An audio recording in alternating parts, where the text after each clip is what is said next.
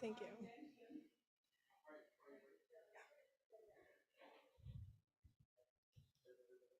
Okay.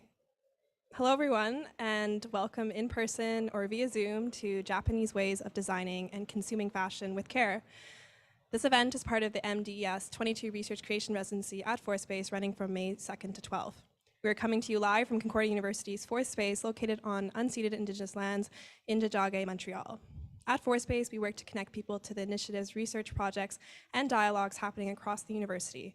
So we're pleased to have the opportunity to collaborate with Larissa Zemke, who organized this talk and interactive workshop. We are running this as a meeting, so we welcome your comments and questions with a raised hand or via the chat. It's now my pleasure to pass it over to you, Larissa. Welcome. Hi, everyone. Okay.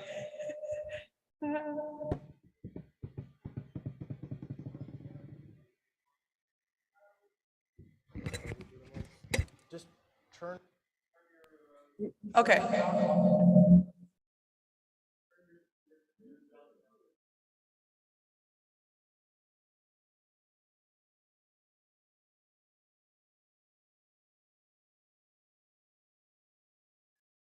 I got it. Okay. Now?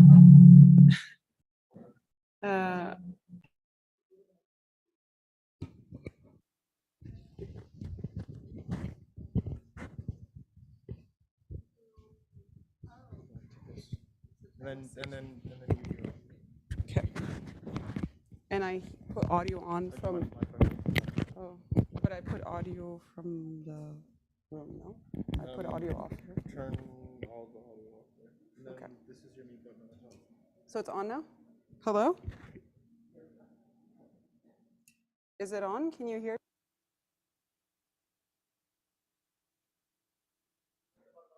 Hello. Can everyone hear me now? Okay, great. Yes, we can. Okay, thanks for being here. I'm really excited to share my process with you. So this session is more about the process that that has been developed throughout my research, which spans 3 years.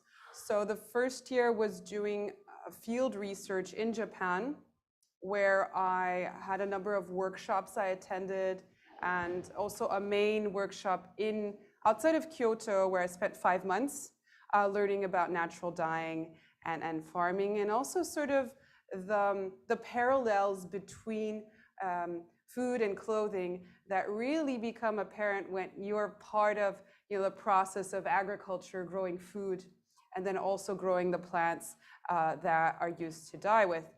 And I have, for example, a beautiful example here, which was like sort of my little final project, which was a beautiful boucle wool, 100% wool scarf that I wove myself using the looms there.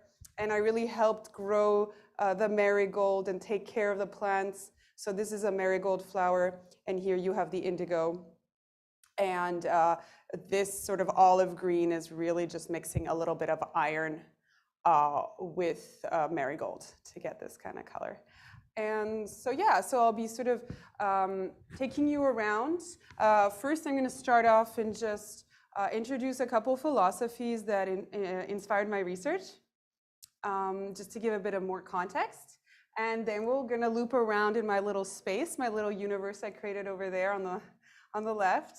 I'll show you a couple samples. You'll also be able to see the samples here. And we'll loop around to our little kitchen, our mobile kitchen, where the onion peels are cooking, okay? So just to give a bit of also background, I'm wearing this hawari, which is sort of a women's jacket here, and it's using a shibori technique, which is a tie-dye technique, a lot with wrapping and stitching. And so it's a beautiful thing my mom got for me. We found it in Kyoto. It's a shibori technique. We were told it's by hand. I'm not 100% sure, but it could be, yeah. Usually you would see the needle, or you would see some traces, right? But I don't know for sure. Anyway, I do have another piece at home that does look more mass-produced, so I think that one is the machine one, and this could very well be hand. But it's not natural dye, okay?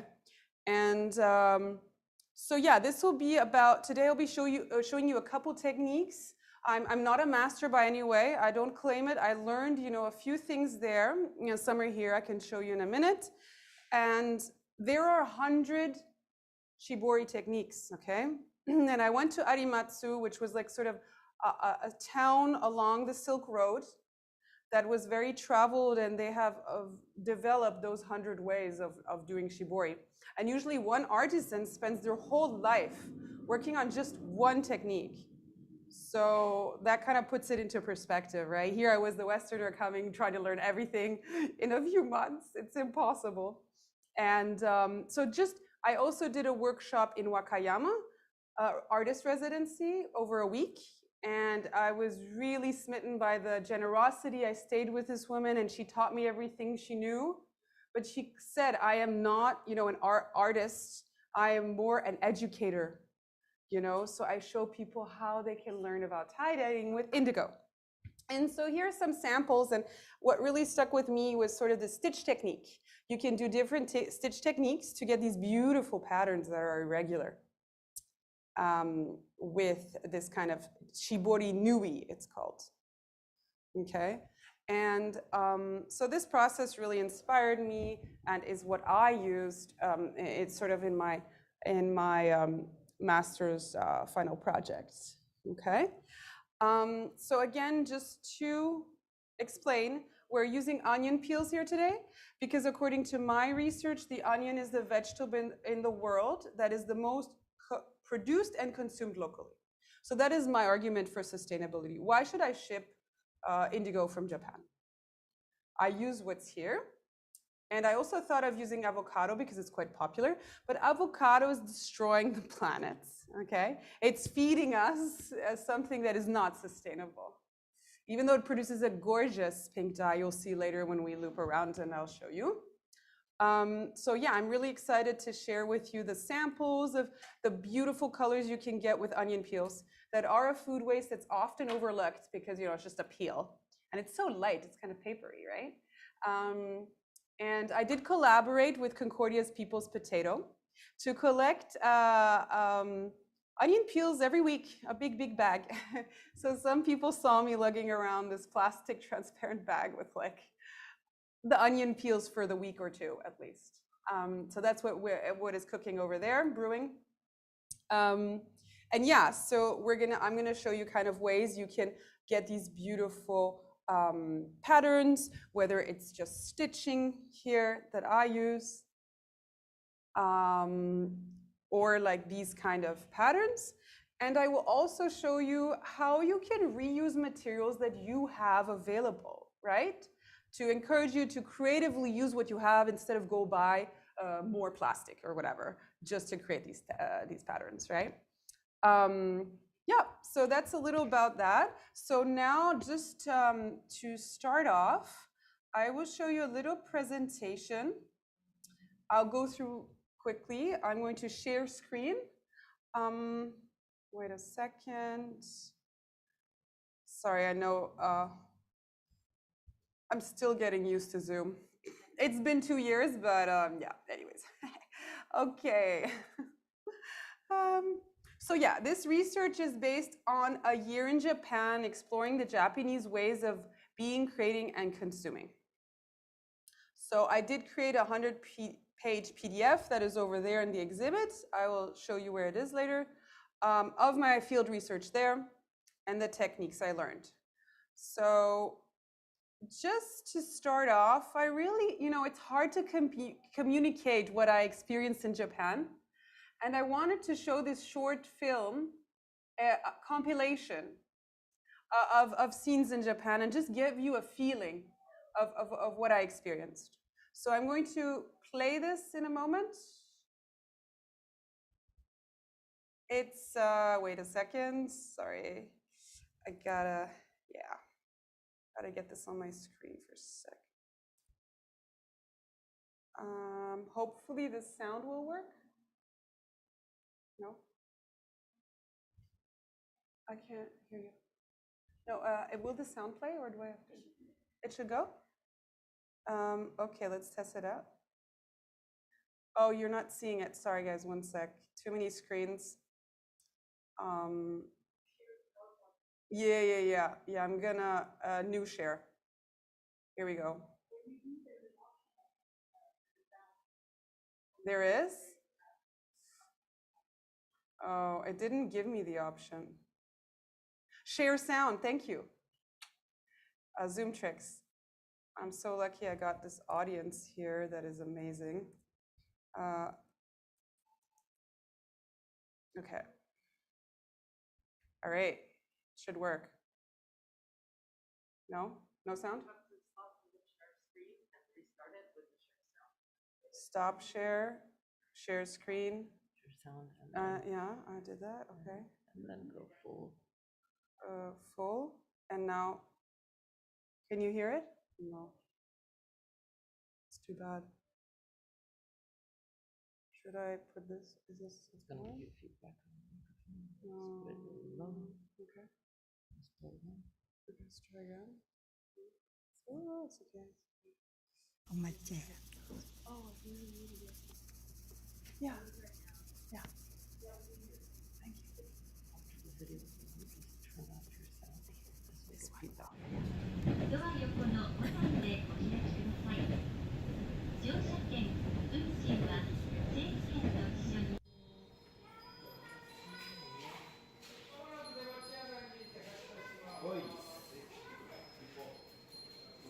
This is more typical. This is a jacquard loom that's used to create nishinjin fabric, which is, yeah, jacquard.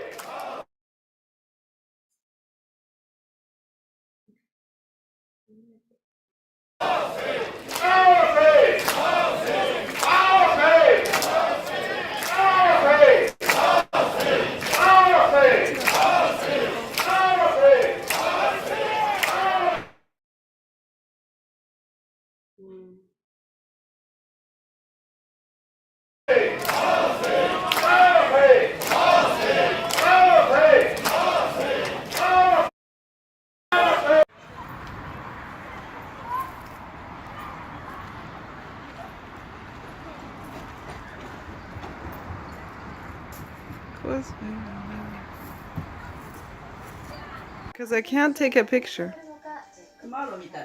Wow.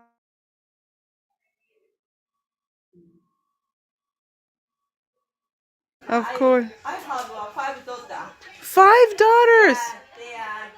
This is a farmer's house in Okinawa. Wow. The woman built it. This slide in the living room for the kids. This is a nice.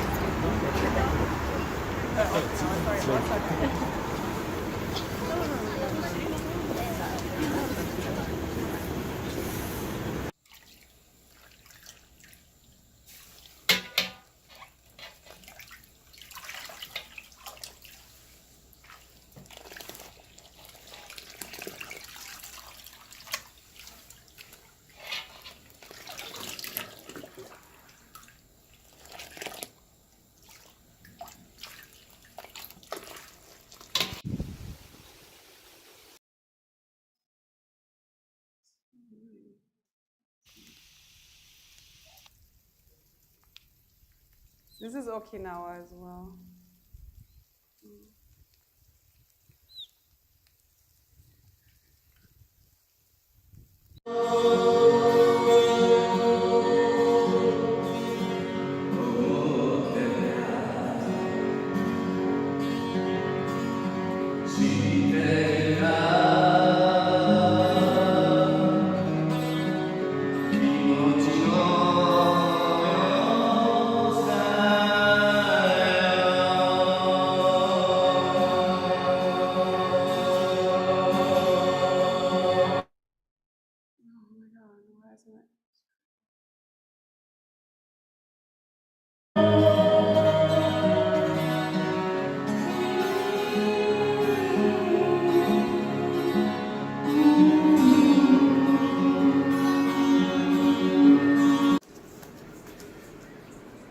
This is an 80 or plus so woman who was making origami. I met her in a tiny shop. They were serving coffee, and she was just kept going.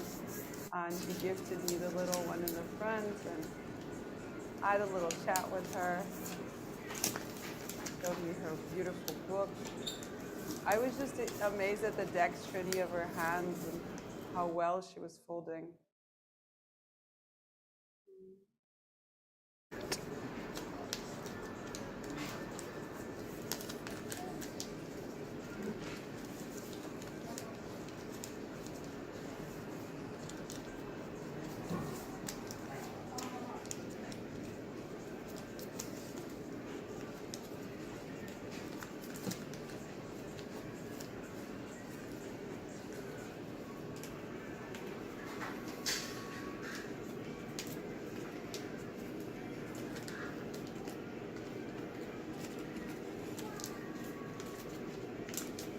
Oh, so cool.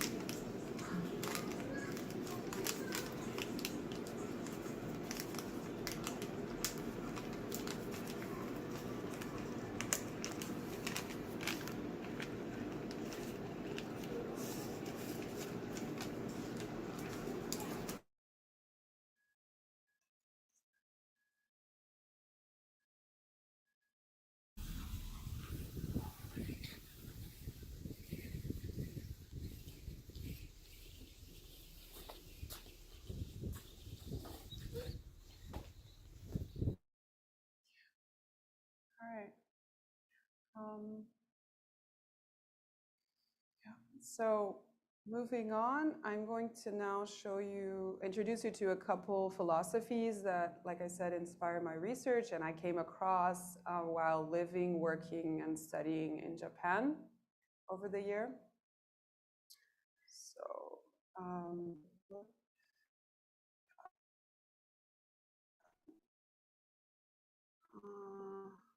not very good with this. Okay. So this is a little map that you can also see in the PDF that just tracks my journey and the different bast fibers that I research and natural dyeing techniques and traditional textile techniques. So I started off in Tokyo, and then I jumped over to Okinawa, where I really wanted to learn about bashofu, which is a banana fiber. And then over to Miyakojima, where I learned more about their local reimi, which is Miyako Chofu. And I learned really more about the thread making part, if anything, which was very inspiring and interesting, how to combine the fibers to make one long, sort of uniform thread.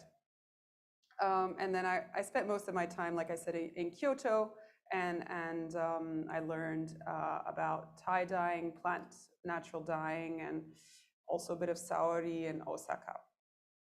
And I did a mini trip also to Shizuoka, where I learned about Kozufu. I attended a lecture at the local university of Shizuoka, and also spent a day with a family learning about Kozufu.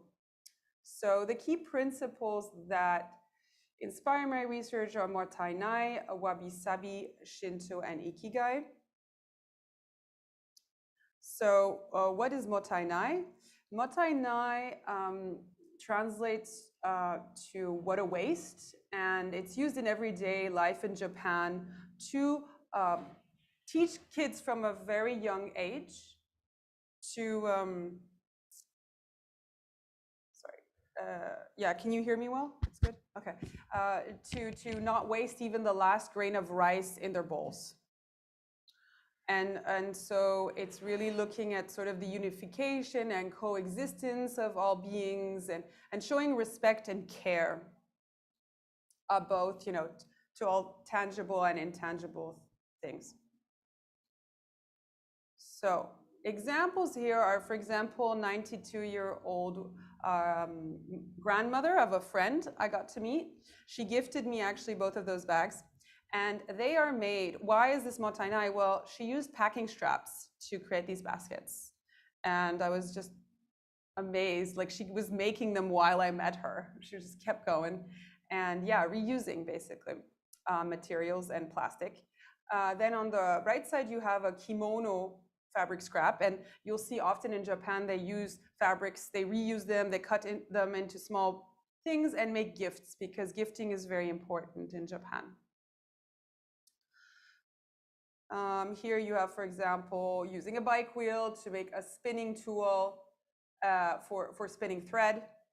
So reuse again, and here using, you know, plant fiber to wrap you know, objects or food. And this is Okusu Sakuri textile, which I saw in the little Indigo Museum in Miyama, Kyoto. And it's basically reusing hemp. So imagine you're making hemp fiber, you're using the waste to recreate another thread to make this sort of uniform. And yeah, and okuso is like, yeah, a historical textile, so that's woven then and shows, you know, principles of motainai and reuse.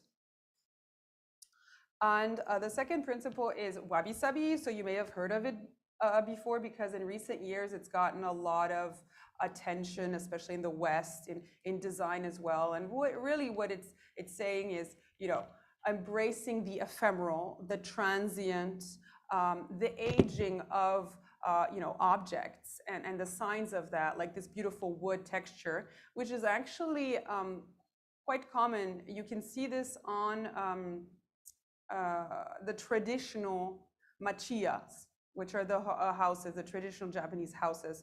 And there's these beautiful colors that appear.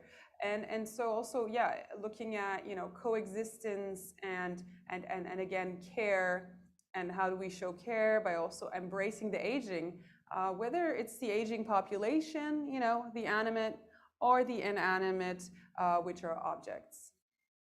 And you will see this in pottery, in different art forms. Despite the Japanese having a high regard for perfection and process, they still manage to sort of embrace the imperfect and the weathered. So these are also, contemporary examples here. You have, Osaka street style. These guys are wearing sort of the distressed look, some holes that's become really trendy, right? But in tradition, the holes were patchworked, okay, with beautiful techniques to reuse clothing because cotton was in shortage at some point in Japan. And on the right, you see a scarf wrapped for travel. I wrapped it myself for reasons of, space, saving space, but also, yeah, I was experimenting. And I realized that, when I undid this whole thing, it was completely imperfect because it was all pleated and ruffly and, textured. So it had this kind of wabi-sabi essence to it. Here you have pottery from Okinawa, the brush stroke. There's movement in there, but it's definitely not, perfect. In the middle, you have an upcycled shell necklace. So it also kind of shows principles of mottainai. I picked up this shell on the shore and just thought, wow, what a convenient hole. I'll make something out of that, And so I made a necklace which became really a centerpiece of my conversations every day in Japan when I traveled, because people would ask me.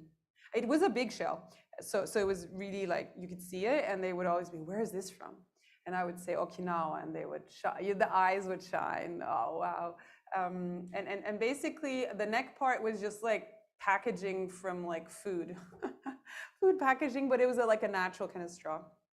And like on the right, you'll see like a coffee table. So again, if you really look closely, like they cut the glass to kind of match the irregularity of this tree stump, right? And often we try to do the other way around. We're always trying to manipulate materials to work exactly as we envision. But here they're really like adapting it to nature. Next, I'd like to just briefly introduce you to Ikigai. So this concept, it's hard to even sort of have conversations with Japanese people about it because it's very intangible. And this is the lady that you saw earlier making the origami, and she was so proud to show me her book her book that she published about making these upcycled baskets from packaging straps. So Ikigai, well, how can we think of it? It is more about well-being and finding your purpose and sort of a balance between that, life satisfaction, and raison d'être. So it often translates to raison d'être. So I'm going to show you a diagram now, which will hopefully help you a little more to better understand this concept. So here we go. So on the top, you have what you love. Okay, so doing something that you love. All the way at the polar opposite, at the bottom, you have what you can be paid for. And then on the left, you have what you're good at. And on the right side, you have what the world needs. So how can you balance these things to find your Ikigai? And I met so many energetic older people that had this energy of Ikigai, and I was amazed how this 100-year-old woman can be doing the most complex operation of a 20-step process to create a fabric from banana fiber. How could she have this energy and just keep going? So I said, it must be this. And then I met, so I'll introduce you later somebody else also who I was just, a lot of people really, old elderly people really made an impression on me. So yeah, this is a little bit about Ikigai. So this is Shindo-san. He's an artisan. He lives in Miyama, Kyoto. This is his office view, his everyday view. And I was just amazed by his energy. I remember he tapped me on my shoulder. It was stronger than my brother. And my brother's pretty strong. I was like, ouch, yikes. Yo, that hurt. And then he told me a little bit about his everyday routine. So he said something like he wakes up at 5 or 6 a.m. He does a couple push-ups. He plays his flute. And then he's gonna probably, have his tea or something, maybe smoke a cigarette, and then get on his loom over there and start weaving. And so by like 9 a.m. or before lunch for sure, like 11 a.m., he's already woven his piece for the day. And he said he used to be a heli skier. Yeah, like jump out of helicopters and ski, and he smokes a pack a day. And I said, wow, he smokes a pack a day. That doesn't mean we should, but he seems pretty healthy and energetic. So there must be something there, right? And this is the ground floor of his house. So imagine the top floor has become a museum. He collects textiles from around the world and starts to try to show the history of textiles, reuse. Of course, there are a lot of beautiful examples from Japan, but elsewhere in the world as well, specifically as well, indigo. So that's Shino-san, and his son now does more of the indigo dyeing. He said he wants to focus on weaving. So next off is Shinto. So Shinto is the indigenous religion in Japan before Buddhism came from China.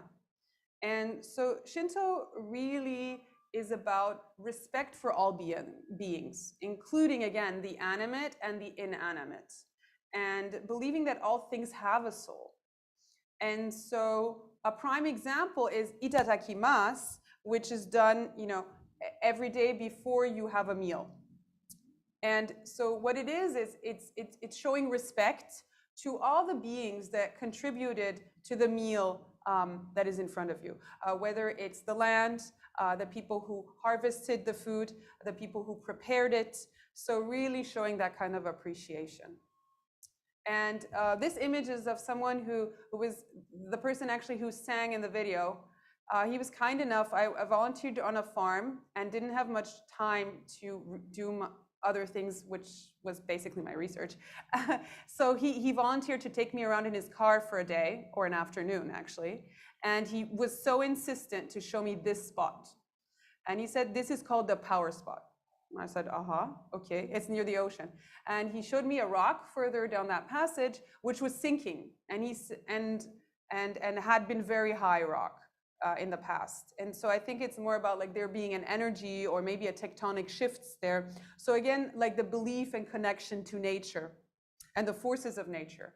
And I think this is really present too, because Japan is so they're so I don't know what the word is right now. It's just because there's so many natural forces like tsunamis, volcanic eruptions, earthquakes, that the Japanese have become more resilient, right? And nature and being in touch with nature is actually a survival thing as well, right? And again, this wabi-sabi and impermanence.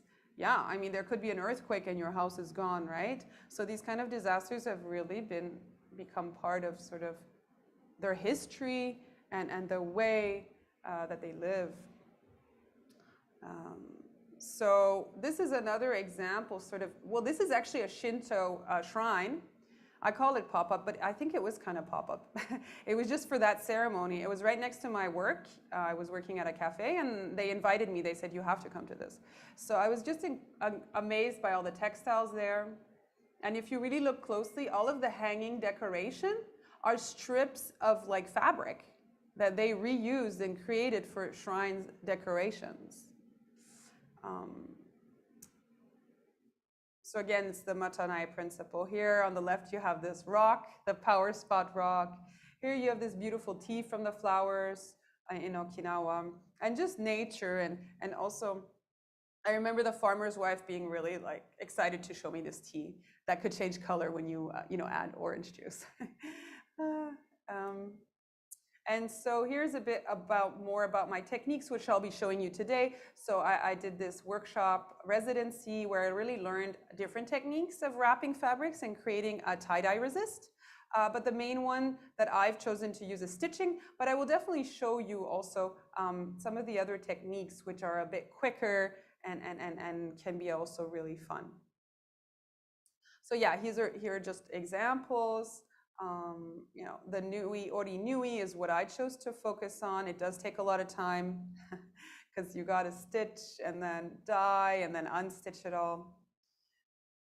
And below is a scarf I you could say, upcycled or gave a new life through tie-dyeing. It's an Italian linen that I wrapped around this cylinder using the murakomo technique. And here again, just a bit about the indigo. So it's really magical, and they had, it goes from green to blue. once it's emerged from the dye bath through this oxidation process. And the color is, it's of course not permanent, it's wabi-sabi. It's a natural color, but it definitely has a very good binding capability to the fabric, and it's long lasting. So again, this is Toshiko Taira-san. She showed me how to do her banana fiber, which is actually tying. Every single fiber is tied in a knot to connect, to make a thread. I was very moved. I actually had tears coming down. I was just so sitting next to her, crouching and watching her do this at 100 years old.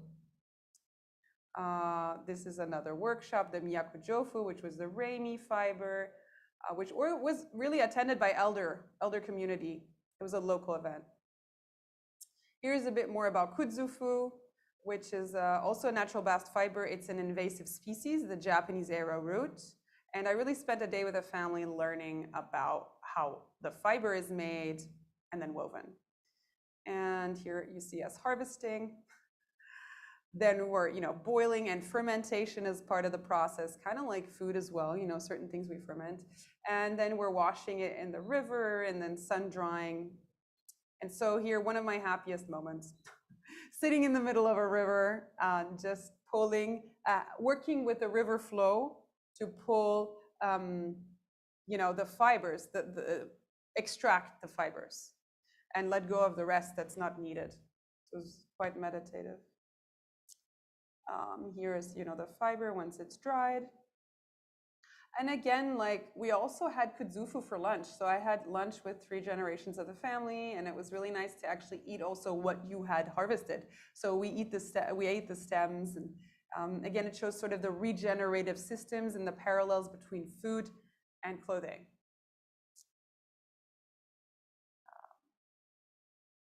And this was my longest sort of apprenticeship in Ohara, Kyoto, just outside of Kyoto. And I worked mainly on this plot of land, and I really expected to be just natural dyeing, but actually I was doing a lot of farm work and making sure the vegetables were growing, and also the indigo. And at first, I was resistant. I really showed the lady that I want to do the dyeing, and so there was this tension. But I realized that actually these are so there's a real parallel and connection between food and clothing, because natural fibers come from plants like cotton or hemp, right? And so maybe they grow on the same plot of land, like in this case, the indigo and the marigold. And so there are really parallels. And how can we think more about clothing like we think about food, the food we put in our bodies? And what about the clothing we wear on our skin? I mean, it's still absorbed by our skin, and skin is isn't it the largest organ? And it's porous, so we're absorbing it maybe in a slower way, right? But we are absorbing it. So how can we think about that more in that way? Here are some other techniques like fresh leaf dyeing. You can actually just mush the leaves into the fabric, kind of like you're making bread, like dough. In the middle, you can see stamping, and you'll get this beautiful print from your indigo leaves. And so we tried stuff with red root to sort of also, dyeing fabric, but also healing. Like this is an example of having a foot fungus and trying to cure it with red root. And they say the samurais use this red root for fabrics, for healing wounds and different uses. So these are also some examples of marigold. I re-dyed some of my clothings in silk. These are, like I said, this one on the left is my final project I did from the apprenticeship there. And on the right is it's a Persimmon dyed, sun-dried fabric. I believe it's Reimi. Lastly, this is a technique I learned in Osaka briefly. These are not natural fibers. Maybe they are slightly, but it's really using waste. So it's just more like a motainai approach.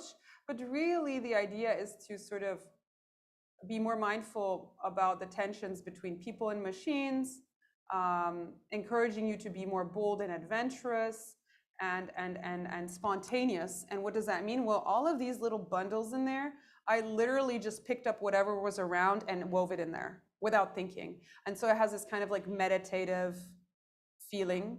And it was developed in the 60s to kind of break away from all of the very strict techniques of, you know, for example, the Nishinjin Ori, which is the jacquard, which is super precise. So yeah, that's just another example of a textile that is also exhibited in my space. And lastly, I just wanted you to think about these and keep these in mind during the workshop today. So how could, well, American or Canadian or, you know, consumers in the West adopt more caring ways of buying, consuming, and disposing of fashion? And how could, you know, how would you see yourselves contributing to sustainable initiatives in the fashion industry, but also maybe in your life, in the food, in your choices of what you buy, consume, and maybe also design? So thank you all for listening. So now we're gonna pop over to my little exhibit space, and I'll show you a few samples before we loop around to the kitchen and check on the onions that are brewing, and then we'll come over here and start with activities. Sounds good? Alrighty. Okay.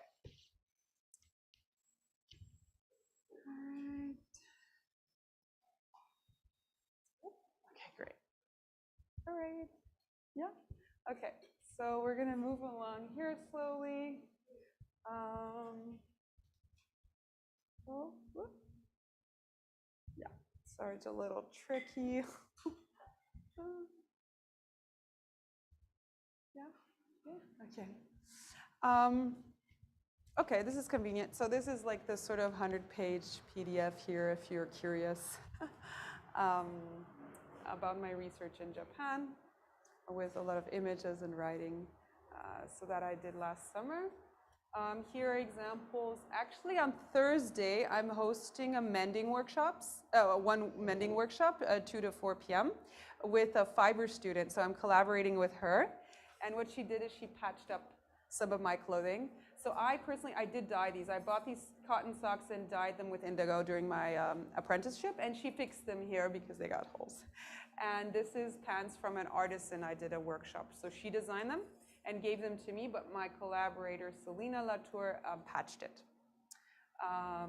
So yeah, so we'll show you how to patch your socks. So if you want to come and bring your socks, or come on Zoom and join us, and we'll show you how you can take care of your clothing. Here are some examples of also the techniques I learned in Japan. And this is sort of more my process, how I wrap dyes to transport them sometimes, and like take care of my dyes and tools, and wrapping is a big part of my process. Okay, and over here you can see some samples of really my research in Japan. Mostly it focused on indigo dyeing. And then here, for example, you have the saori that I mentioned at the end. This is the Persimmon dyed fabric. Some of these, this is, for example, beautiful from cherry blossom bark, which the bark is beautiful. And this is bengara, which is a dyeing technique where you rub in earth, and depending on the pH, it will create like different colors. It takes a lot of work. It's kind of like making food almost, really, like you're grinding something into a fabric. So yeah, I invite you to kind of look at this little sort of table of you know, assortment of tools I use. These are really natural dyeing experiments. This is, again, this beautiful avocado, which will give you a lovely color, but, you know, in terms of sustainability, you know, avocado is destroying our forests. So that was not my choice for this project, but it's good to know. And depending on if you add iron, like you can create iron water with nails, you can change colors with it, okay? You can get more muted. And so these are all here, onion dyed. And if you mix with iron, you'll get like these more muted bronzy colors. And so I did this stitch technique, and I incorporated more of a participatory design process, where I asked friends to wear the garment, a used garment, and then I traced the body interaction between the, well, wearer and the garment while they were doing a caring activity. So it's kind of abstract, but it's using the shibori technique, and it's part of my sort of end of life cycle strategy for garments. How can we revive them and really value and honor sort of the past life of a garment? Yeah, so these are the onion dyed ones, and we're going to be working more like this today with the onion peels. And just, yeah, this is not part of today, but this is the leftovers after your dyeing process, where I tried to make like a material out of onion peels. It's a sample, but it's not the focus of my research. But in terms of sustainability and reuse, it was an attempt and to see, because I worked on this other project last year with milfoil, which grows in the lakes of Quebec. We tried to make a material. So yeah, this is pretty much it. Then this is my sort of beginning of life cycle strategy, where I think about how can I design a garment from scratch that I think and can imagine to be more sustainable, and inspired by it's zero waste pattern making, inspired by a Japanese garment, which is the hanten, and it's 100% natural. It's 100% naturally dyed and biodegradable. The insulation is from Quebec. It's from milkweed. That's that over here. This that I sourced. So I worked with like 4 local partners from Quebec. I really wanted to work with local people, including the person who sewed this incredible piece. It's reversible inside. It's silk, yellow you can see. And outside it's this beautiful, more muted cotton. Yeah. So that's that. I'm definitely inviting you to look around after. These, just to let you know, these are dyed with sumac. There's a local plant as well. You may have seen it around, but it's not as abundant. So I went with onion peels. Yeah. All right. So let's move on to our mobile kitchen, where I'll show you what's cooking for a workshop. So we'll just scoot over here. We'll have to check on this because it is like a big, big pot.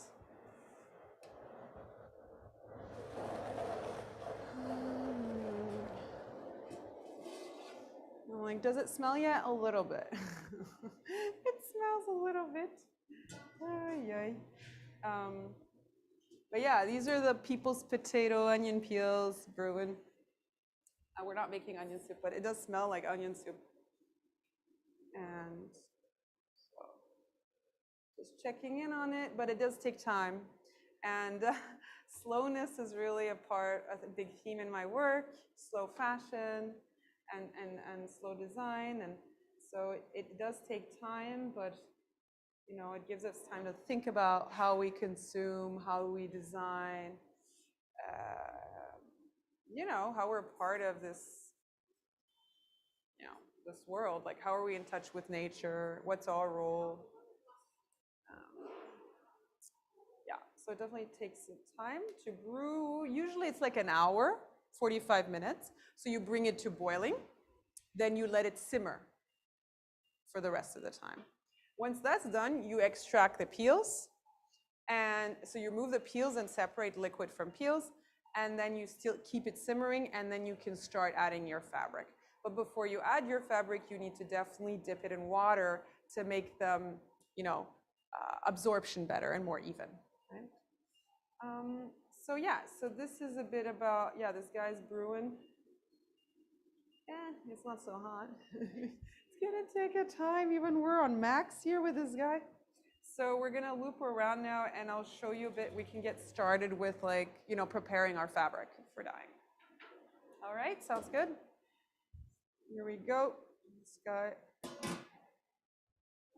pretty much is on max. All right. Get going, let's move on.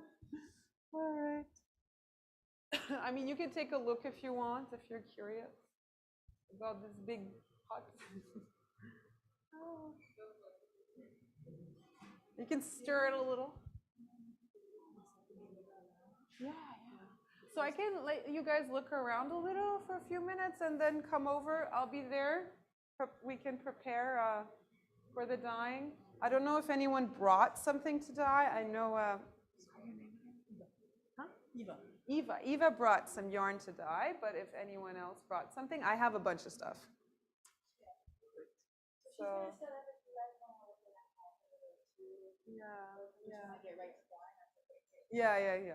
So, yeah, if you want to look at the samples in my exhibit. Yeah. Is there a longer block for letting? Yeah, I have that. Yeah. It should be okay. Should We'll feel do it. it one by one, kind of, and slowly, sort of, whenever we're ready. Yeah, I'm gonna sort of get started and. You know, I was wondering if it wasn't, maybe it's, I'm not 100% because you have sure. woven shibori too, where you put in the stitches as you weave.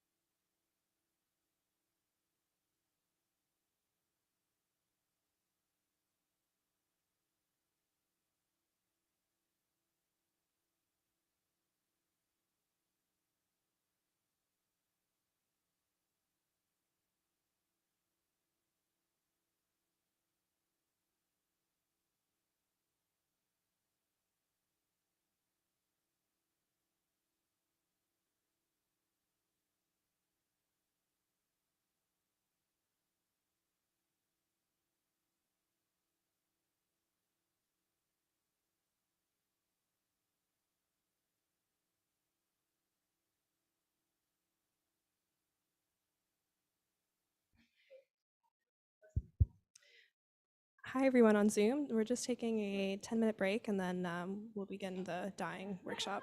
Thanks.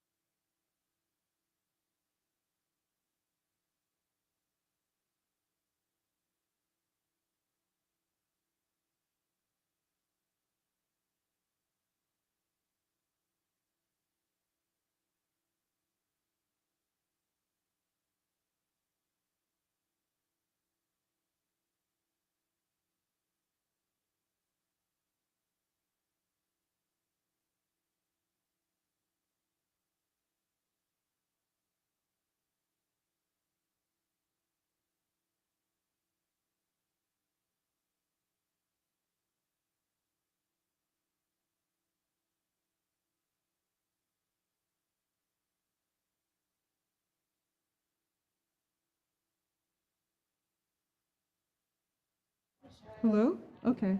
Hi everyone online. We're back. We're moving back.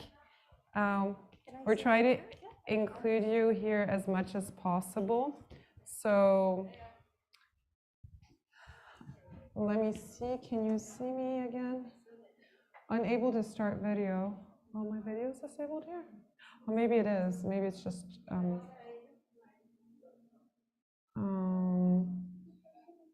Ooh. Is it echoey or it's okay? No. Oh. Okay. Yeah. So here's our little table with some examples. Oh, we trying to navigate through clothes. Yeah, maybe it's fine. I don't know if there were questions. So everyone online, like I just wanted to say, if you have any questions you want to do share about what I just presented, or what we're going to be doing now. I know it's harder to involve you because it's sort of like, well, at this right now, if you have questions about the recipe, or I don't know if you're going to be boiling right now your onion peels, but yeah, any questions you may have, I'm here for you. And we're sort of going to get started here in person, okay? We'll try to share as much as we can. Just want to show this example a little closer. This was from a t-shirt, I think it's a sleeve. And what I did is I tried this stitch technique that I use, for my thesis, but I also tried this kind of wrapping technique that they do.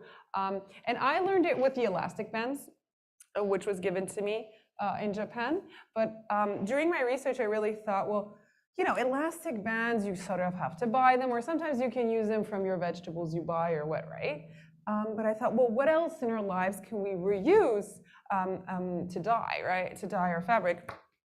And so, pandemic, I started taking all my masks and taking off all of these guys from the masks, because actually also animals get caught in them. So it is a good exercise. If you really want to dispose with care, you should actually remove them. And I have not washed them, so I'm not inviting you if you don't want to and don't feel comfortable. But for me, it's like, I'll use them, right? I just wanted to show you that you can. And if you feel comfortable, you can. If not, I don't know. These are masks that have been lying around at home and in my pockets and in my coats.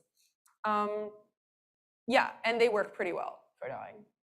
I've tried a number of things, and that works really well if you want to create your resist really quickly on the go with your mask, your disposable mask drawstrings.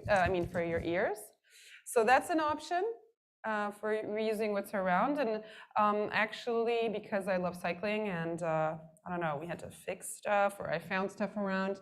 You could always cut your bike tube into strips. That worked pretty well as well. And it's rubber.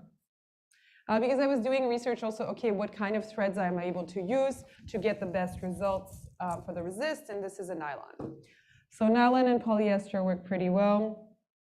In Japan, I think I did use a cotton, but I wasn't able to find exactly that. So I went with what was available. This is from Sucker. This is the Center for Creative Reuse at Concordia. So I ran over there and asked them, what do you got? What do you got, nylon or polyester? Anything, I'll take it. And then, so that's what I'm using right now. And that was, yeah, like my main thread that worked the best. But yeah, so you can use I'm encouraging you to reuse also these guys. I'm cutting you strips right now. So you could test it with that. I got a couple fabrics. I don't know if you brought anything you want to test to re-dye. If you didn't, I'm gonna have to find something for you that will work. I think I have also big, pieces of fabric. I could cut you a piece. I actually created an origami mask for a project in class. Now, look, the mask doesn't work perfectly. It's funny, it's cute, but it is really easy to make. It's just folding. And it's funny because it creates kind of like a beak. And again, I'm using the ear tips from like a disposable mask. And yeah, there's some issues with this So I probably need to work in an engineer or someone who is good with like making things sure things stay where they need to be. But you could like reuse also your mask. See, now I don't have it, but I did cut the piece from your mask part, so you just need two. And so it'll hold a little better. Yeah, exactly. So you could use a twist ties from food as well. Or just cut, like what I did is I reused them from masks. Just remove them when you wash. And I basically use sashiko hand stitching here. And I want to create like a minimal look. So it's just like one stitch in the back, one here, and then like a few here to keep the elastic on. So yeah, I have a tutorial. I can send it and share it. It's on online to do this cute masks, which this one was turmeric dyed, but yeah. So anyway, so if you want, all you need is an A4 size, which I forget, A4 and letter aren't exactly the same, but A4 size paper, you just trace that on fabric and you can make this. Yeah, so let's see, what do I have here? My goodness. I have silk as well.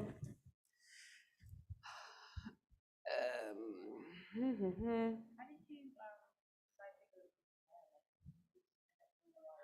we need a, sorry, Carrie, could we get them? No, I don't want it. Oh, you don't want it? No. You're just curious. Okay, so a really good question here from Lisa. Okay, thank you, Lisa, for asking the question. Why did I go to Japan, or how come? Well, honestly, I was always fascinated since a young age. Actually, one of my friends, I was like 8 or something, was Japanese, and one day he gifted me an origami frog. And when you press it, it would jump. I was just so blown away. I was like, how is this little paper thing jumping now? Just by folding, just by this folding technique, you can make paper jump. That's pretty cool. So anyway, I kept that thing forever. And so growing up also, I was an Aikido student, and I was really inspired, yeah, I think by martial art. And my dream was to go to Japan at 11 years old. So that was like my birthday wish. To go there and study with a sensei, kind of like, Karate Kid.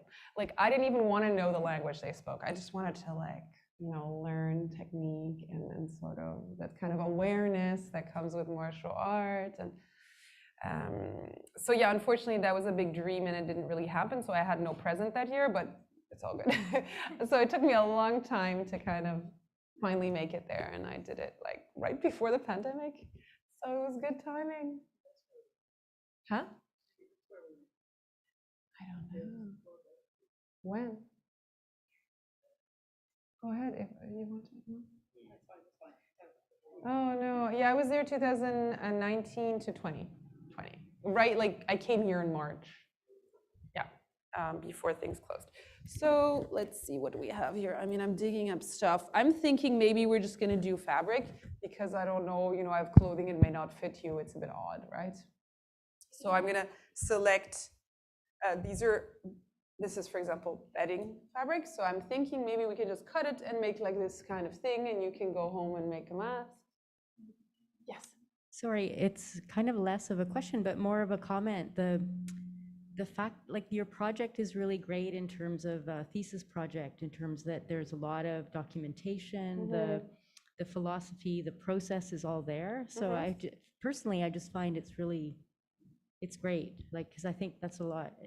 Usually it's something that a lot of students have a hard time with. So it's nice I think it's a good example of what you can do. And yeah, that you could, the methodology is really strong. So. Oh, thank you so much. Yeah, I really no appreciate that because it was definitely a journey. And just like an onion, my research had so many layers and it could have gone so many directions. And, my mentors and sort of supervisors were like, you really got to hone it down because I love experimenting. So it kind of, but also being limited in the pandemic, I did, different experiments at home my first year. Really didn't manage to build something more, but that happened in the second year when things reopened, where I decided to go with this technique.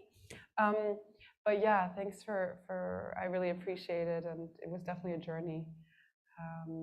So here are fabrics. So just to let you know, because sourcing and sustainability is a big topic, and it was a real struggle also for my final garment, really, something that I kept asking myself. And so this little guy, my mom and I went to Toronto. We had to take care of some things, and I got to go to the textile museum. And they have a cute little section where they sell fabrics. And so this is one of the cotton fabrics that I got there at their sort of like, resell little shop. So you could cut yourself like an A4 size of this. This is from bedding. I did a little trip with my classmate. We went to the Renaissance, which is a thrift, I think only Quebec, right? Thrift shop. And they have an entrepot, which is like their warehouse, other side of the city, where they have buckets the size of like this table, like big things on wheels, and you just dig through it, like, and you buy kilos. Yeah, I went a little crazy, yikes. So I got a lot of bedding though. And I was like, well, we can re-dye it, and we can make things. And I did not settle on this fabric because it wasn't as beautiful. I did decide to buy something else, but I feel there's always sort of the struggle between aesthetics, beauty, time, quality, and reuse, and I wanted that final coat that I really invested in to be amazing. But I do believe we can make sort of things. We can make everything for home. We can use it as a rag. At home now we have been wrapping our bread. We make bread at home, sourdough, and we also make yogurt. So this is a fermentation, and these are always like these processes that are sort of in conversation. It's like how my mom cares for us, and she has an agricultural background as well. So you can wrap your bread in it, in many countries people do it. Well, what if you dyed it with, natural? Isn't that better for your bread? I don't know. There's so many fabrics that are dyed that they wrap bread with, and I wonder what's in there, And onion has healing properties, actually. I was looking this up, and, antioxidant, it's been used. There's even onion teas, I think. Now that's not so common, but I have to still try that. But like an onion sort of, not concoction, but yeah, with honey and stuff, right? So maybe it can be absorbed in your bread or on your skin. I don't know the science behind it, but it could be interesting. So wrapping your food, or sometimes when you're cooking. So for rice, sometimes, we do it. We wrap cloth up for the steaming, right? So this is a way you could reuse, and I like this fabric, honestly, but it shows the wear, and so, how can you, so if you want, we can cut some of this. Well, this is also 100% cotton, pillowcase. Another thing I do want to point out is, through my research, I think a lot about human energy, and again, like this animate and inanimate. What energy went into making this? Why should I destroy it? I don't know. Maybe I can use it as a bag, instead of cutting it up. Yeah, like there's a history to it, and I don't know, I feel weird just chopping at there's energy that went in there. I don't know, who, but maybe we can use it as is, as a bag or whatever you need to do, right? So I feel a bit more like, let's not cut this one, for example. Or a garment bag, or transportation, right? So in Japan, that's a good point. In Japan, fabrics are used to wrap lunches and carry bags. I've even made my t-shirt into a bag, like wrapped it and sort of carried it. You can do all sorts of things, right? Furoshiki it's called. And they do it beautifully. But honestly, for me, I can also just do it how I can in the moment, to carry something. You can wrap bottles, you can, that's what I did kind of. It's a little abstract, it's totally imperfect up there, but I wrapped all of my liquids, the dyes that I would dye at school, like extract, I would carry home. And so because it's glass, I wanted to take care of it and avoid spillage, so I would wrap them, And some of the fabrics I also dyed. So I have a bit of silk too from the Textile Museum of Canada. So you're welcome to also cut a piece from this to make your mask. Just a warning, silk is harder to sew, so it's going to be a little floppier, but if you want to dare and try, here, be my guest. And the colors you get are here, kind of, see? And this is more when you use alum, which is a mordant. You don't need to use it with onion, because it's got, I think it is the tannins, so it really has this great absorption. But here, if you add iron, you can get more like this kind of color, you know, depending on how much. That I think is the neither one, yeah. And so that t-shirt, for example, there is something I got in Osaka. It's 100% cotton. You can, sorry, your name? How? Zuzet? Zuzet. Sweet. Okay, so this, for example, was doing this kind of wrapping resist, right? You can do. You can wrap, and you can create these kind of motifs that are always fun and like, you know, because let's be honest, that stitching does take time to remove. In my garments, I really wanted the wearers to interact, so I actually challenged them to put it on and then crack it instead of like undoing it. So it's your choice. You could also just, you know, or you could slowly undo. And some holes were up here. So yeah, let's keep these for garments. So I think we have a couple fabrics to work with. Does that work for you all? So I'm just gonna, do we have an A4 paper? Carrie or somebody? Maybe A4 size, you know, like letter size? Would be amazing. And we can kind of get started. You guys can cut pieces of fabric, and I'll show you if you want to either stitch, it's up to you. If you want to do more stitching, or you'd rather just wrap. Is it? Should I start selling this as masterclass? Yes. Okay, and make more money to travel more and do more research? Yes. That's a good business plan, thank you. Yeah? Oh yeah, I mean, literally just one. But yeah, maybe everyone one, okay. And then they can keep it, and you guys can write your thoughts on it after you leave. You know what? I do have a fabric pen, but you can also eyeball it. I'm like really like, you know, do as you wish. But I'm gonna get the fabric pen. Thanks though. I mean, if you want a pen to write some thoughts, let me know. I can get you a pen, honey. Okay, we're cutting a piece this size, so you can make your own mask later. No. Yeah, that's not for fabric. That's just for and just for sort of writing your thoughts. But I would say first make your math, you know, your size of your fabric. So pick one of those three, and I'm gonna get your fabric marker. Ooh, sorry. So pick this cotton, that bedding, or this. Yeah. I've dyed it. But look, you're right, I don't think I found a tag, but it did take color, and it was more bright and light, very light. More like this. Yeah, I think it didn't take it as well. But then again, silk and wool take the color much better, like protein fibers. You didn't do a burn test. Did I? I can't remember right now. You're welcome to do one if you have a lighter. What you're gonna do is you just take it here as your shape, and you just cut so that you can get this. That's it. You know, and then you can do a stitch technique. You can do wrapping whatever simmer to get this kind of. See, can get some really nice resist. Yeah, you can do this, or you can do the bike tires. If you want to try something, you know, more eco. Yeah, but after when it's ready. Yeah, sure. I mean, it's a, what is it? A silk or cotton? Ooh, it's gonna be very strong and nice. It's protein fiber. Okay, and you wanna do my silk? Okay, 1 second. I'm gonna get the fabric pen in case you need it. But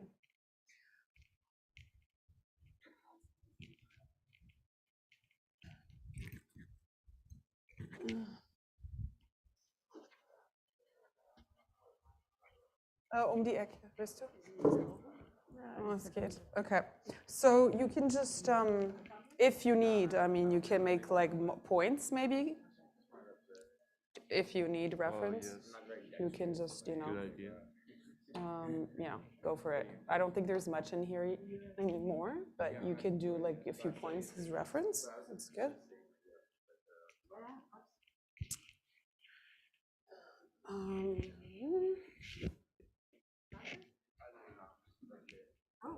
Oh yeah, international relations. Nice. And I'm gonna have to get it right. 祖先. It sounds like 以前. Oh yeah. 之前. And as Zhuchen, what are you studying? I study film, cinema. No way, that's so cool. Well, I did a film. You didn't see it now because we can't screen everything, but I did a film. Well, honestly, it was me filming and just kind of like really quickly like putting things together. But it was a fun activity. Those, you know, those photos you saw there? I did a film of the activity of them like wrapping stuff and hugging. You can see it maybe like it'll show again later or tomorrow if you want to come by. Cool. What year are you? I'm a second year master's. Oh, your master's too. Great. Yes. So wait, you're graduating? Yes, by the end of this year, perhaps. Oh, same as me. Yes. So can I see? What am I going to be able to see from your work?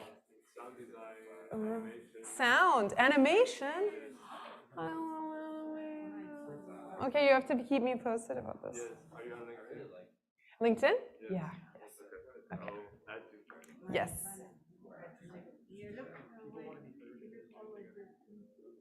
Oh, I don't think they do, but yeah, thanks. And I don't know about the Zoom people. Hey, everyone on Zoom, thanks so much for joining. And I feel like, you know, I'm just really been sort of focusing on who's here. But if you have questions or want to see the fabric close up, I can show you. If you have questions about technique that I'm using. What else? If you missed my little tour of the exhibit, I can definitely show you again, right, Max? We can show them again. So yeah, don't be shy. If you want to write in the chat, feel free. If you want to unmute yourself and let us know. Did you get your piece, or do you need? Oh yeah.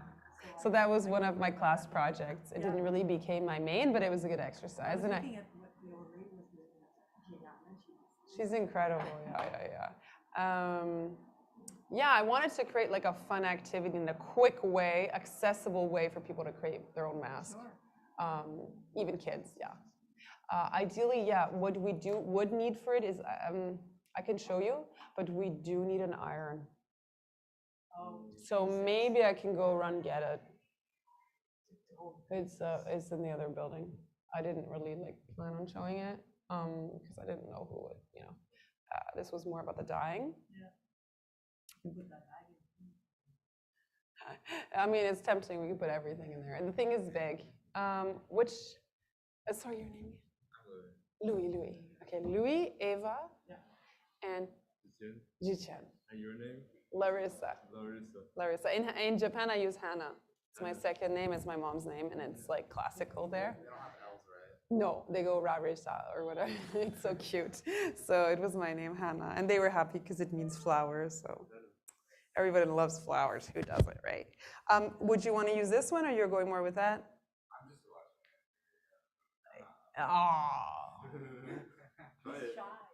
Do you want me to make it? No, I'll help. You know what it is? I'll help and guide. All right, I'll use it. Hey, remember, it doesn't need to be perfect. Yeah. You're not selling it. You don't need to give it to your mom for Mother's Day. Mother's Day is gone. You don't need to use it. Like, you could just be like, oh, I made this, and then you can like bury it or something. I don't know.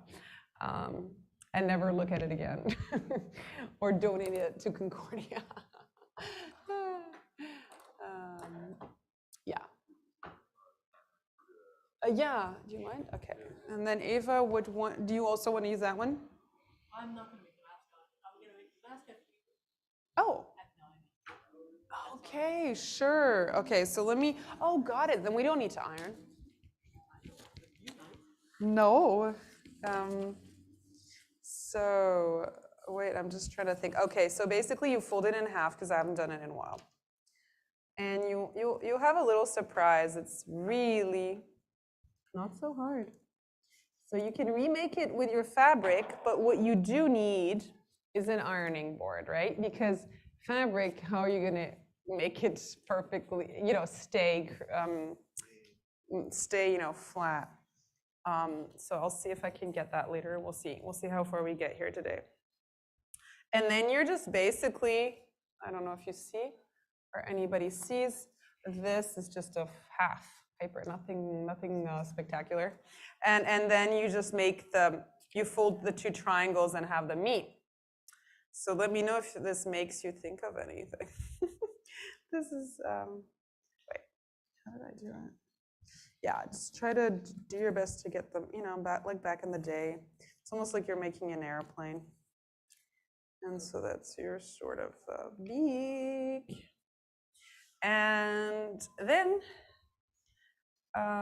you have this, you see? This side. I don't know if the people on Zoom see it. It's difficult. But I can put the tutorial in the chat. It just happens in paper. In fabric, it never is super pointy. But you can. In paper you can, but I'm just so used to doing it this way, so I'm just embracing that it's like, I don't need it perfect. It's up to you. There's no rule. Just make it your own. But it's true that in fabric, sometimes it gives away a little. Of course, if you iron, you can get it a bit more, But look, it gave away, Maybe because I used it, it became a little,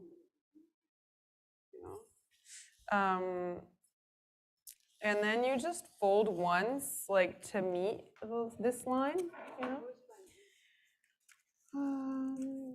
as best as you can. And you kind of fold it nicely. And then you just refold, okay? This side. Whoop. And then you do the same on the other side. It is the boat, exactly. And it's funny because I had an origami book and I was making different things, but I love boats and I grew up sailing, and it can be also made into a hat. So I kept following the steps to make a hat and different sizes. Entschuldigung, Honey. Oh, du hast eins. Du hast eine, Honey. And so I decided to convert, and I made it even smaller, but then I saw this size is pretty good as a mask. Like, why, this sailboat can be a mask. So I just kind of, so that's what I'm saying. It's nothing revolutionary. It's just the boat that became a mask for the pandemic, And it's also something we know. And then you just fold again here. So look, even my folding skills, it's like, I'm clearly not the woman who is folding in the video. Her folding is so perfect. Mine is just like, but yeah, with iron, you can kind of do your best also to get it right. And then this was just kind of like making sure this kind of folds in there. And sandwiching your elastic, aligning them sort of here, and then making sure your elastic will be, sandwiched in between so that you can stitch it. So yeah, I just also like how I've done a bit of teaching also I've done teaching over the years, but like during the pandemic, I had a 9-year-old. I taught German and also French, but yeah, German, and I started doing like a few activities with him. Oh, this one's not perfect. Huh? Yeah. It's not doing what Was brauchst du? Baumwolle? Oh, you need okay. Here, this is the scissors. So then, yeah, you could just put your tips and you create your mask, and that's pretty much it. No, nicht, Mama, not the pen. Sorry, because this is washable. Otherwise, you're going to get this. Oh, hello. Warum gibst du das dann? No, I don't know why that was given to us. I think. Yeah. Oh well. It's okay, my bad. It'll be fine. It's going to be like that experiment where you're like, oh my God, the first date. So Louis, what fabric are you using? Oh, you got yours. Okay, great. So, yeah, I mean, what I suggest is like we're gonna dye them, and then you can like take it home and iron it and make your mask. Okay? Okay. Do you have suggestions for the length of the elastic?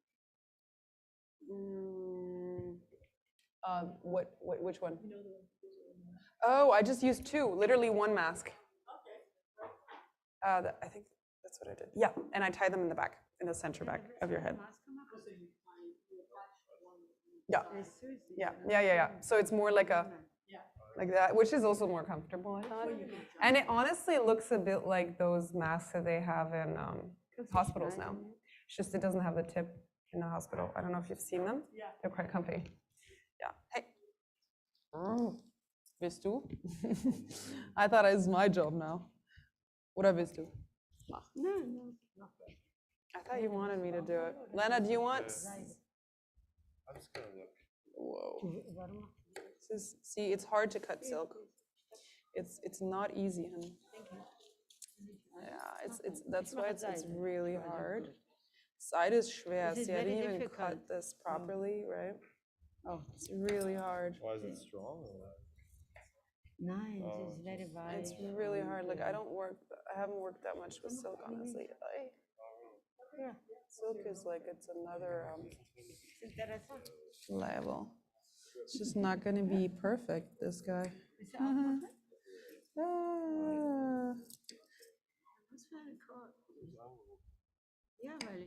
Oh my god, why is this so... Oh, I don't know, it keeps staying. Okay, does it steins? Lena, what do you want? Yeah, this is better. Yeah, this is tougher to do. Okay. This is easier. This is a good choice. This is a good choice. So, how do we...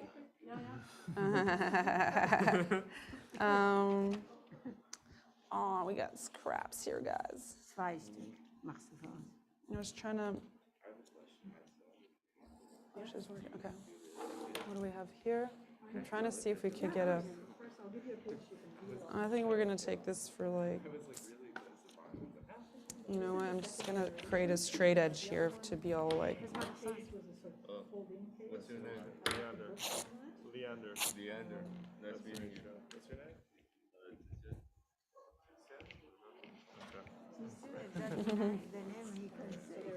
Zitian. How do you spell that? Z-I-Q-I-A-N. Oh, it's the Q. Yes. So the Q makes what sound? It looks like it's tsu, T-S-U, like in Japanese hiragana, like this. It looks like tsunami. Tsunami is like this. You speak some Japanese though? A little bit. Little, really? Hi. Gambate. Gambarimasu. Oh, good. It's nice. I mean, I like the kanji. I didn't learn enough of it, unfortunately. So interesting. I love it. It's nice, but my gosh, you really have to have a good memory, huh? Oh. Hi, Selena. Come join us. Yeah, thanks for coming. We got Selena here, who's amazing, and she's doing her master's in fibers and looking at collective care through mending. So she's going to be hosting with me the workshop on Thursday, 2 to 4. Sorry, there's a lot of stuff here, and I pulled my whole wardrobe in, of whites. Yeah, just move here. So in a minute, we're just cutting like the size of a mask, unless, oh my God. Unless you brought something that you want to dye, you brought something, right? Everyone else is just cutting like a mask size. So yeah. Selena's the one who did the little mending that you saw in my exhibit. Those pieces are beautiful pieces. So here we go. Approximate. And so yeah, we're just preparing fabric, and then like now they're gonna learn like they can do a motif. Honestly, I just want to. Huh? It's better anyway. Yeah, well, definitely.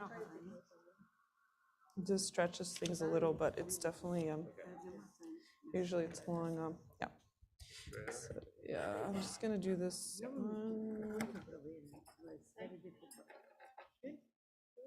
Larissa, these are double. Double. Nein, it's impossible. Forget it. Du hast die Seite bekommen. Ja, willst du? Ich wollte es zwei Was ist das Prinzip? Was sollen wir machen? Okay. So here you have two. Okay, great. So again, I'm giving you tools to sort of do the wrapping. If you want to do stitching, then let me know. It will take a little longer, but it's not so. What's fighting?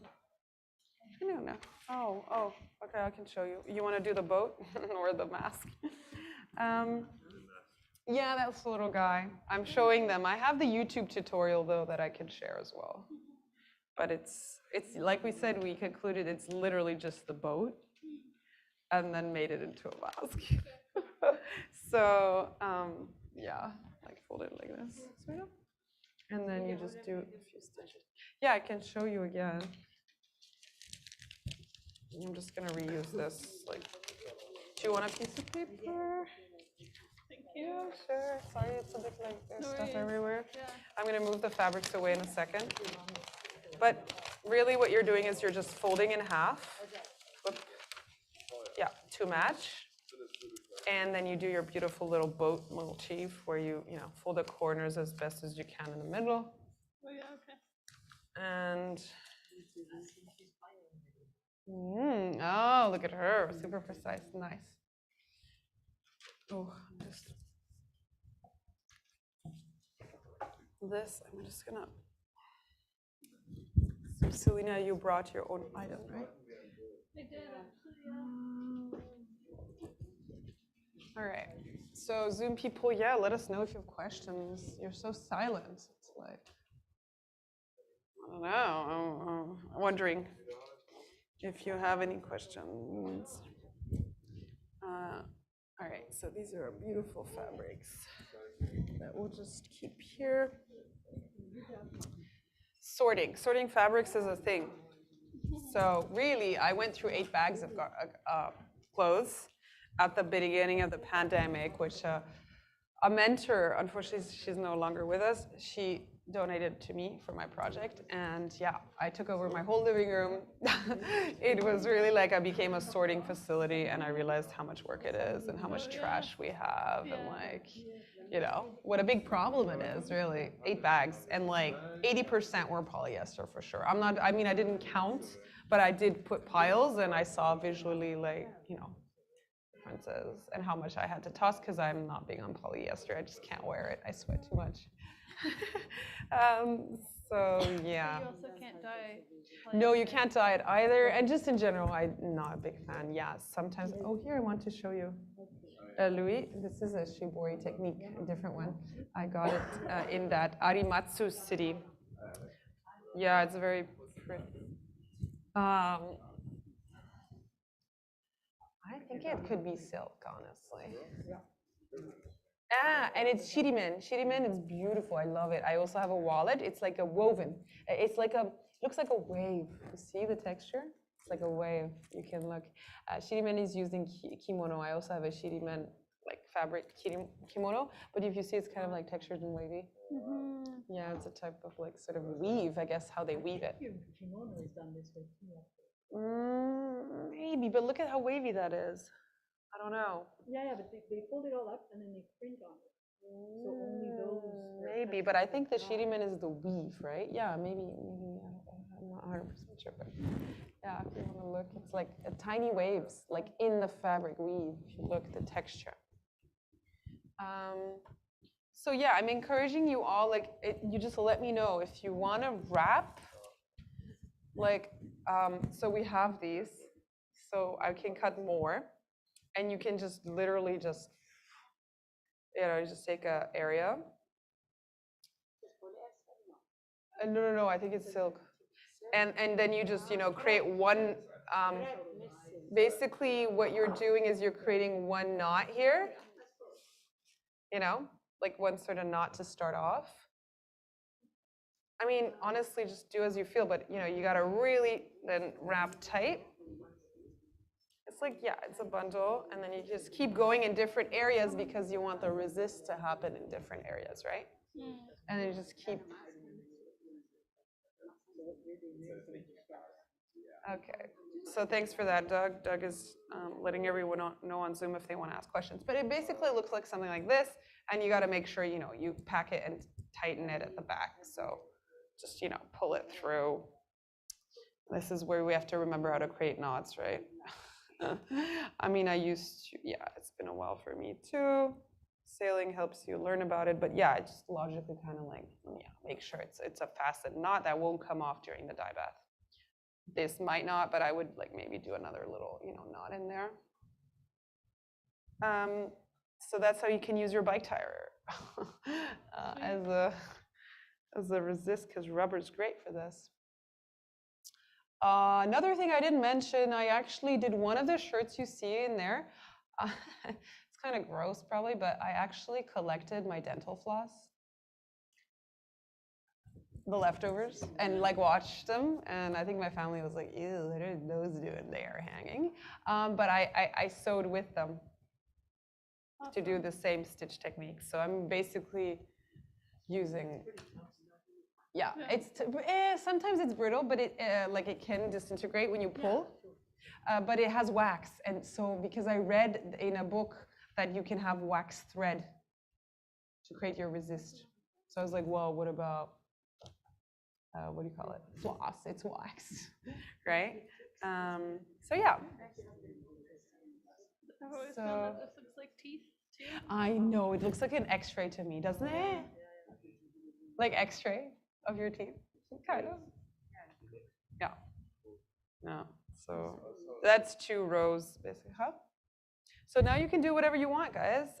Feel free. I can cut more bike tire straps. No, it's not tire. It's the tube. Inner tube. Inner tube. In the bike, there's the wheel, and inside this tube where the air is, right? It's rubber. So yeah. It doesn't have to be perfect, right? No, just do whatever you feel. No rules. No rules. Whatever you like to do, please do. Honestly, it's literally just I think this one was a straight stitch. But there are some, it's true that, no, maybe this is a straight stitch. You're right. This might be the back and forth. It's been a while for me, and yeah, it's harder to get out. Yeah, I bet. So I decided to go with this one. I love it too. The effect is beautiful, and you can get 2 rows. Like if you do 2 rows, you can get more of this kind of ish. But I remember like this was so hard to get out because they were more like this. Oh, okay. Oula. Took time, which is nice too, you know. But I would just start with a straight stitch and go for it and just try. You know, yeah, let's try to keep it simple. Yeah, I'm coming. Okay, Selena's on her go. You're doing straight stitched, and you can just alternate the length of your stitches, just whatever you feel if you want to do that kind of thing. And you're making a knot at the end, right? Yeah, I haven't. Perfect. Done it yet, Okay. Yeah. Oh, there's no correct, but oh, you just need to pull. You see this? Like you gotta pull tight with your band. Wait, just use your. Where's yours? Okay. Where's your fabric? It's over here. Yeah, use this because this is the sample, all right? Oh. So just, Mommy, Hanuna, just pull tight. Look, it's got to be kind of, you want to bike tires? You want tire pieces? Here, let me give you this. Let's try to be a bit more sustainable. Oh, that's cool. I'm going to do one too. Here. Oh. Shibori. Ja, du hast Kiste. Nein, Kiste. Really? Deine Brüder. Oh, thanks. Your friend gave it to Jesse. Oh, she's nicht. I don't know. She told me she wanted to come, but she can't. She's working. Try these. Mina, benutzt nicht diese. Ach, diese Nerven. Wer die Frau? Sie ist Professorin in die andere Uni. Wait, Eva, you're a professor? Yeah, math, you told me. You can. Teach math at UCAM, right? Cool. Oh, cool. That's so cool. Mathe. How come you speak German? Oh, you speak. No way, c'est vrai? Also eher Deutsch oder Französisch? Oh, nice. Ist nicht einfach. Anderes. Right. Yeah, I spent a bit of time in Vorarlberg, and it's also a bit different German. It's closer to us. It's cute. I loved it, but I couldn't imitate. It's hard to imitate for me. But the other way? I even tried, like, I actually made a friend in Kyoto in Japan who is Swiss, Swiss French, but she did show me one of her books. Here. She showed me one of her books, which was Schweizerdeutsch, written that way, and it was harder to read. Well, they only write it in phonetic. Yeah. It's not a written language. Yeah, it was so Every interesting. town has a different dialect. My parents don't speak the same dialect. No way. But they can understand each other. Yeah. Most of the parts of Switzerland understand each other. There are a couple of valleys. Yeah. So where is your family from? My mother was from Lucerne. Understand. And my Okay. father was from Switzerland, which is Oh, yeah. Vorarlberg, it's so beautiful. The whole area is so beautiful. I love the Alps. yeah. Yeah. Okay, great. I guess I'm gonna pick something too. What the heck? Two. I'm gonna take a I'd mini. like to know how that turns out. I'm gonna have a bite. Oh, yeah. Pull it real tight to make sure. No. Pull them. Show me. We want to make sure it's like. Look, it's great, but you want it to be like you cannot pull this. You know what I mean? Because otherwise, the onion will go there. You know what I mean? So you want to like really try to pull them. I mean, I'm encouraging you. If you want the bike tire stuff, I can give you some if you want. Sure. Okay. Maybe it's easier. I thought it'd be harder for you guys, but maybe not. Let me just chop a bit more. And I'm gonna have to check on our onion stew. I'm calling it a stew, but really no, it's or dye bath. Because it does start to smell. It's so funny. I've done it at home and I'm like, oh my god, it smells onions. Everybody's feeling hungry, but it smells good. Yeah, true. Yeah. And actually, for my photo shoot, I made an onion quiche for my models. My friends, I made two. Huh? Purzkuchen. Purzkuchen, das nennt man so bei euch. I know we had a friend from Germany that called it that. She was from the north. Why did she call it like this? Because it makes you fart. Hey, is that quiche? It's onion pie. It's onion pie. Is that a thing in Germany? Yeah. It has lots of cheese in it though. Oh, I didn't add cheese. See, I just made egg. I did like more like an omelette almost, honestly. No, lots of cheese and lots of egg. Quiche. Yeah, I did quiche way. Lots of onion. Yes, lots of onion and egg in like a bit of milk or whatever. But in Switzerland you make that too? I guess they do, yeah. It's cool. Of course, got cheese in it. Right? Oh, cheese. Oh my God, Gruyere. Okay. Larissa, you coming? Here, I'm gonna give you a strip. Ein Moment. Ja, mach einen Knoten, Len. Yeah, she's doing it. Woo. Just doing it. Okay, so maybe pick. Factory going on. Yeah, factory.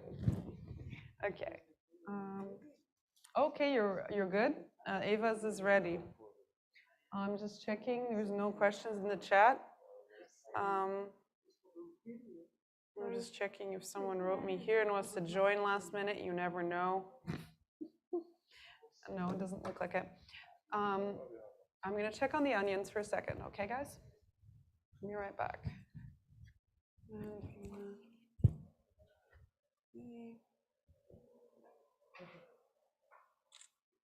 Oh no, what is this?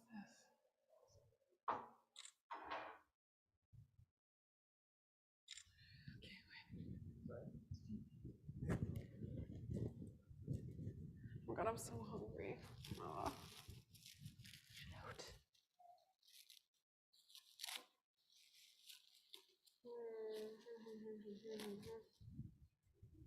turn this off.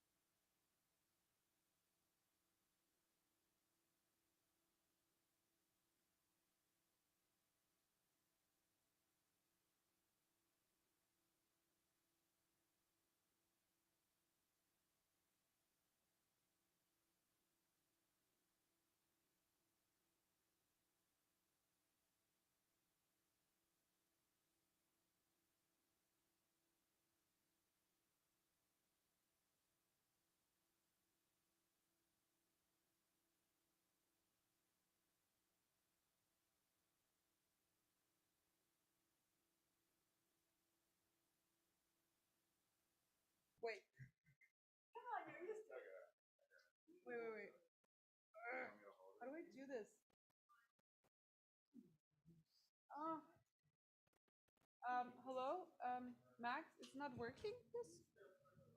I did. On the mic? We can hear you. Oh, there we go. Hi, does everyone hear me? Yeah, I think so. So we have Louis here who had a question for me. Yeah, no, so my question was just seeing like all these techniques, it seems like they take time to like to process, and I was wondering if there's like what was done to like increase, I guess, the output of like how many like garments of clothing you could dye, or if there was like, or if it was just like, if there, or maybe there wasn't, I'm not sure. That's a really good question. Thanks, Louis. So I think the slowness is still embraces like artisanal forms, you know, and then I think to maximize sort of production, it was probably that one person focused on only one technique out of 100, and their whole life they just didn't one. You know, probably sped things up because they became a master at just that, you know. But I think artisanally, it's not only about the speed, really, you know, it's more of like the work and the craft, right? And but you know, with industry, they've now made shiboris that are, you know, it's mass kind of tie-dyed. But I did go to a place in Arimatsu that I mentioned, this little town. They had some spots that were artisanal, but they also had a place that was, it wasn't a factory, but honestly, they were like churning out more, right? And it was still like they were doing things by hand. And everybody was doing something else, technique, and you know, there next to. And basically what they also did was they were doing contract work for other brands, including in Germany. Like the son was sent to Germany to build more business in Europe with other brands. And what you saw like corduroy, really beautiful, like gray corduroy that they would like bleach dye as well. And that would create these like really like sort of cool, trendy, irregular tie-dye, you know, forms, really beautiful. Also on like cotton, like kind of like beige, like Burberry kind of colors, that they would do this kind of tie-dye. So I think that's where they it's a bit nuanced. Yeah. Does that kind of answer your question? But I think at heart it is a slower ways. And I would say though, like for example, stitching is definitely slower than like this kind of wrapping techniques, right? Now I'm gonna look at these wrappings and see if they're tight enough. Whose is this? and see if, you know, we need to get it a bit tighter, because otherwise, you know, the liquid will go there, right? We want to create the resist. In some countries, there's also batik, right? And Japan has that also in Okinawa. I didn't learn it, but it's batik using wax resist, right? And they do it a lot in Indonesia and those areas, Southeast Asia. But basically, it's the wax is getting through the fibers and really covering it, right? And penetrating, and it won't let the liquid get in, right? So what we want here is that it's like super tight, just kind of like Selena has been stitching away, right? And then gathering here, right? So you have these gatherers, and I was like, you gotta pull tight, and then you gotta make a knot and use the resist of the table, right? And sometimes it hurts because nylon is so strong. Nylon is so strong that sometimes I cut myself almost. I was like, ow. And I was trying to work fast. And measures are slow, you know? And sometimes I didn't have the time rushing with this project, you know, praying that it would work out. Actually, I didn't show you the resist inside. It's very beautiful in the garments. We created really beautiful resist. And I worked with Concordia's performers. From the performance department. They did a little performance of a hug. And so it has that kind of imprint there. You could see, I can show you after. Yeah, it's this. And it worked well, but I wasn't sure if it would work. Wow, okay.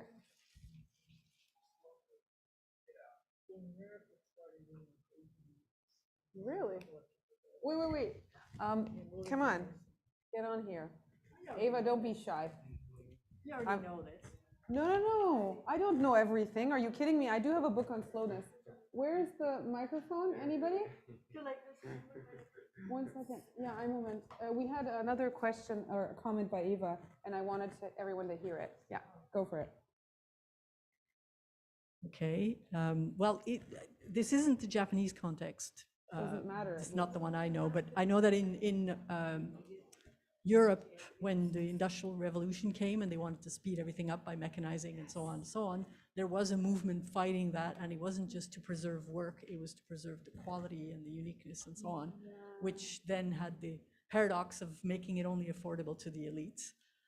And so, Right. think William Morris, think arts and crafts movements, think Macintosh and so on. I actually I just wanted to add that. See, That's you did great. know. I did read. No, honestly, we had homework. We had to look up theses by Concordia students. And I saw one about this I read, about the arts and crafts, exactly. And they were talking about that. And that resistance, especially in Britain. But yes, of course, all of these things like mending and handwork, right? It's slow. It's the Industrial Revolution that sped everything up. Feminine work too, because little hands. Oh, well, the question was it was more about like what the Industrial Revolution, so machinery, did to speed things up and really move away from hand labor, more with machines, so things would go faster, right, Eva? And more consistent. And yeah, you can go for it. And more consistent, because the machine will do it the same way each time. Yeah, it's on. So exactly, the machine will do it the same every time, and so it's true, we've been trained to accept a perfect, consistent, and this is what we want the controlled, result every time, right? And so again, like I presented Wabi Sabi, well, it's embracing the imperfect, and if you look at natural fibers and all of these things, it's never perfect. Handwork is very expensive. Not Yes. everybody can pay it. Exactly, and that's what Eva was saying too. Also, Yeah. in Europe, For it's sure. more expensive Yeah. 10 times than the machine. And so, yeah, so if you look at Vienna, like example, because we live there, you can still get handmade shoes, and they're definitely over, 1,000 euros per pair, right? And you have to wait for them as well. It's not like you go there, they take measurements, they see what kind of style, what leather you want. It's all custom, right? But not everyone can afford it. But then they are also healthier shoes. But look, the designer, they say they make also handwork, many even, when the clothes 2,000. You gotta afford it, yeah. 4,000. You gotta afford it. Or the handbag or something. I mean, if you my jacket over there, I cannot. Yeah, I mean, it's gonna have to be a high price. With the clothes, I mean, how is sticky? Yeah, it's true. I mean, the savoir-faire of, like, let's say, des arts et métiers, they call it, right, of Chanel, and that is actually something subsidized by the French government to keep culture. But otherwise, it's difficult to maintain, and I think. Version of the national treasure. Yes, it's the national treasure, exactly, and it's all these little hands doing this incredible stitch work by hand. By the way, when you were talking about the ikigai, Yeah. you might want to look up Buenvivir, which is the South American version, Oh, I'll look at it. I'm gonna write it down now. because it has political repercussions as well as just individual. And what is the American version? South America. Sorry. Buenvivir. When? We'll get to. 1 second, yeah. Let me write it. Oh, You got it. well, I think I wrote it in French. You're almost there.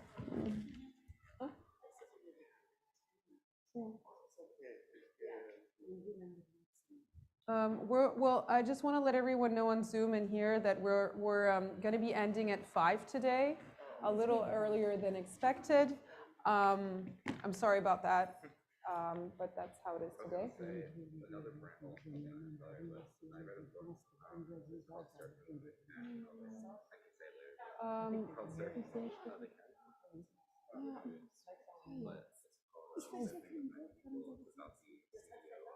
Oh, what did you say?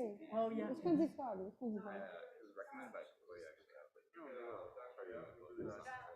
It's really good. It's okay. Sie wollte eh gehen, sie wissen. Okay, I'll see you later. Starts off the first chapter from the high school life. Okay. How he got to the So yeah.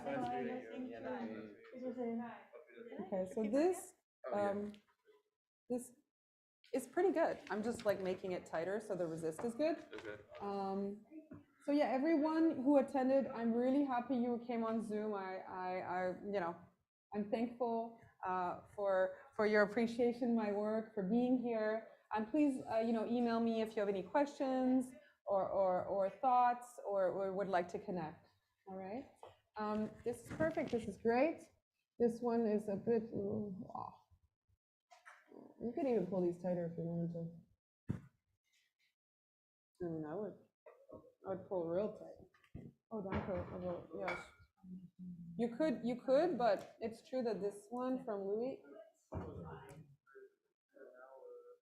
Yeah, you can. I'm still playing around a little for the last 2 minutes, everyone on Zoom.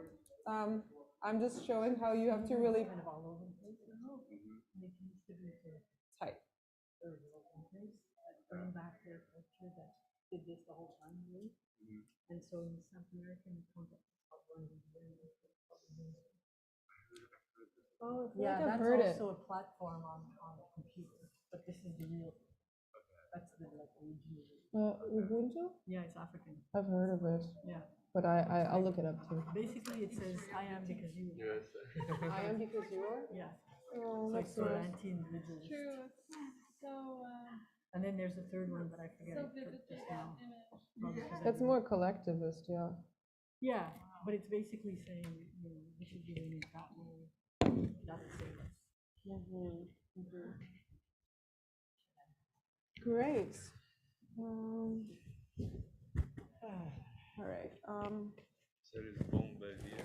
Yeah, when vivir. Bon vivir. V-U-E-N. Possibly Portuguese.